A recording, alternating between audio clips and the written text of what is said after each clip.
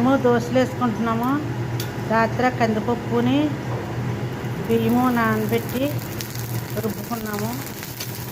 మినపప్పు కాదు దోశలు, ఇవి కందిపప్పు దోశలు. మా దోశలు చూసి చిన్న లైక్ కట్టింది.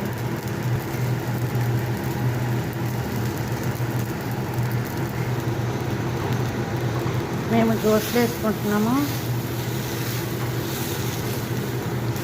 మినపప్పు వేయలేదు, మామూలు కందిపప్పుని బియ్యము నానబెట్టుకున్నాం. లక్ష్మీ సవి దోశ.